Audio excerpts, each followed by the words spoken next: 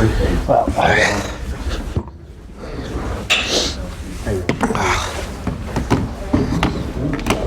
okay guys, usual story.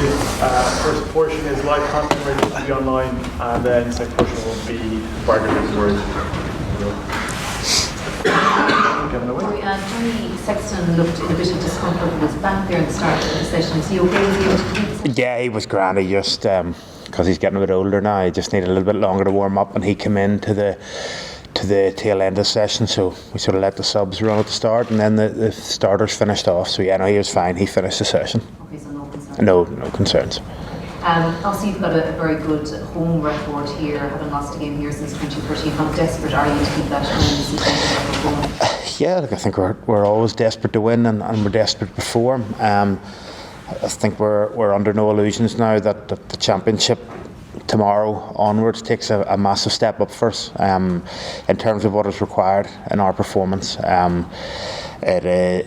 know it's going to be to keep that record alive, it's going to be a really tough challenge for us. But like, ultimately, it's test match rugby. You want to test yourself against the best, and Wales over the last number of years, and certainly in this championship, have shown themselves to be a real handful, and we need to make sure that we perform to a level probably better than what we have so far in the Six Nations.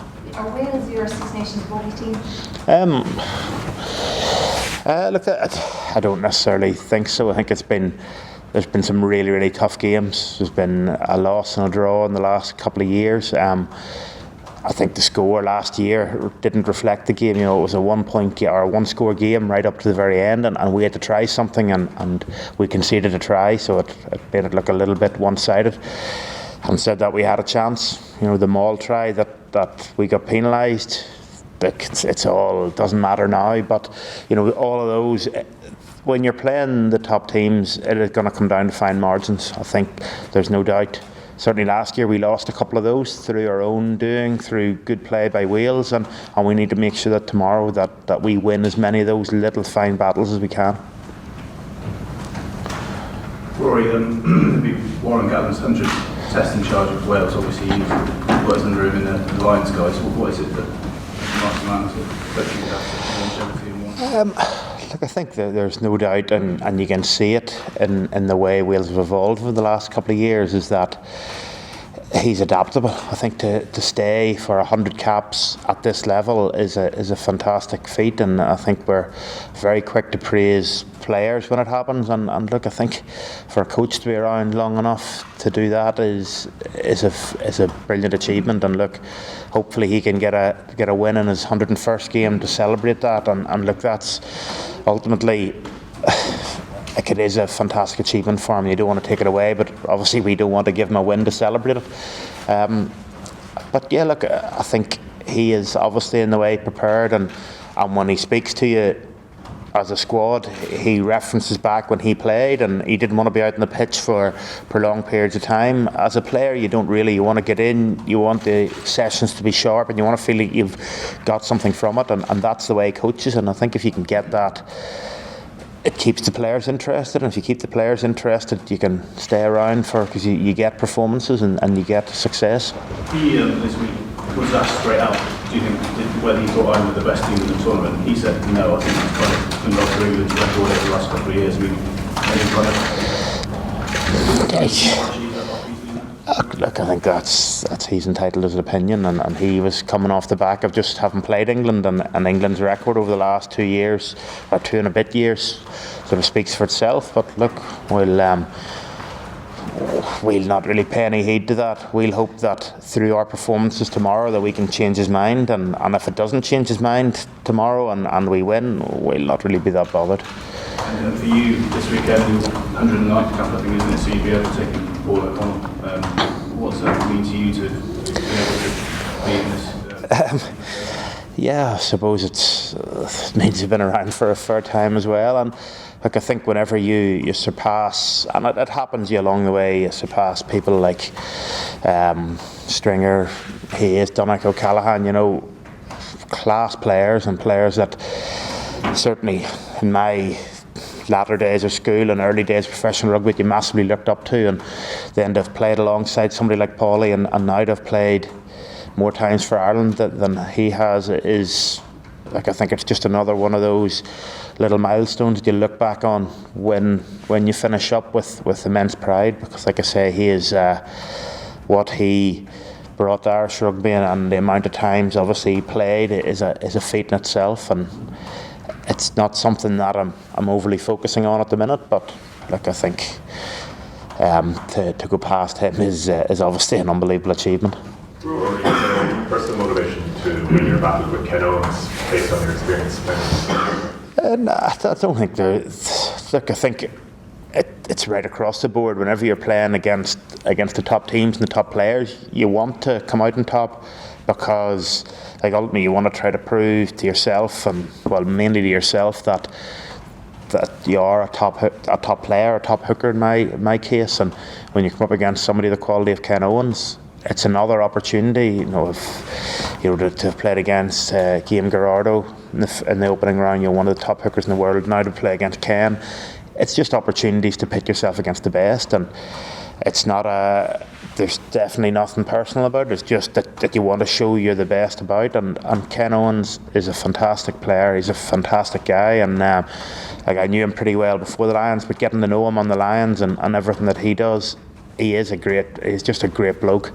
And probably the way he is off the pitch is the way he plays, in terms of he doesn't cut any corners, and he gets stuck into everything and doesn't take a backward step, and that in itself leaves it a real challenge. And I think if you can come out on top of a player like that, you've probably done pretty well.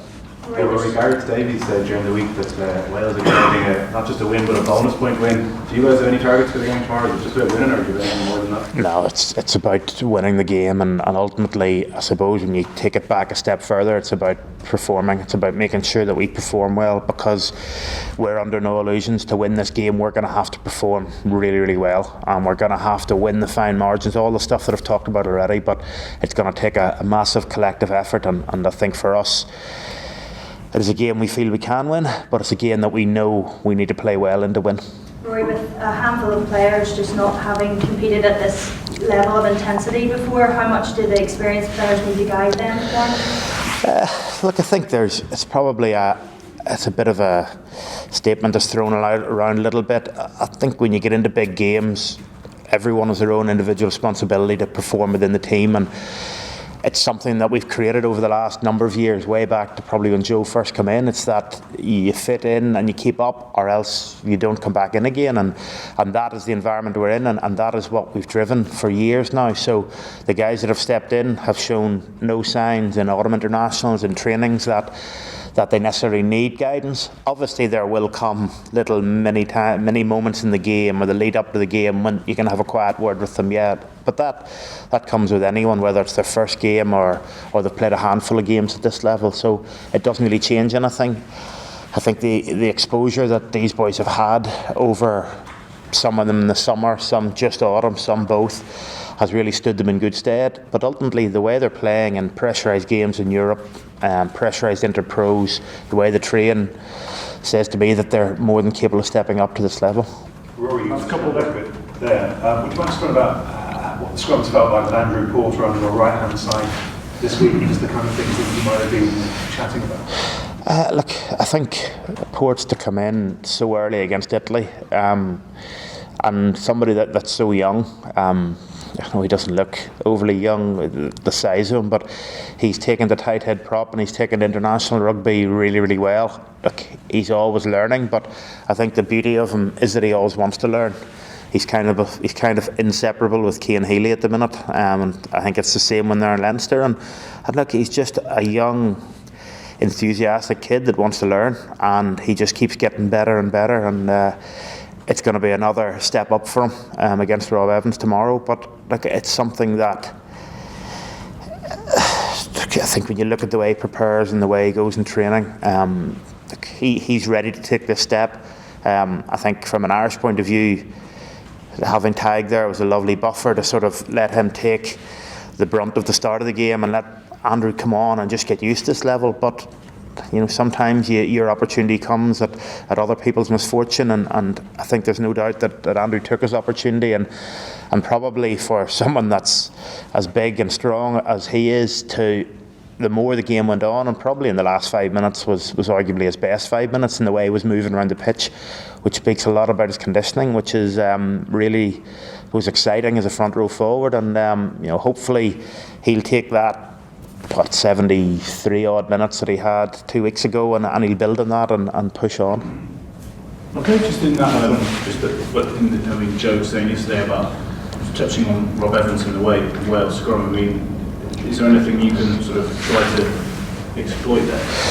Look, I think it's a real test for us, because we're going to have to make sure that we do some things really, really well. We need to make sure that ultimately we pride ourselves on the way we scrummage and how we try to be effective, but we try to scrum square, and we try to scrum legally, or as legally as anyone can. And the big thing for us is that if we can stay like that and we can keep the weight on, if other things happen to compromise the scrum going down or the scrum whip wheeling, that the referee takes that into consideration. I know the coaches will be speaking to him, and look, that'll be our simple message before the game, is that we have shown in the past that we want to scrummage straight, and we do scrummage straight, and we scrum legally, and all we ask is for that to be respected and, I suppose, protected.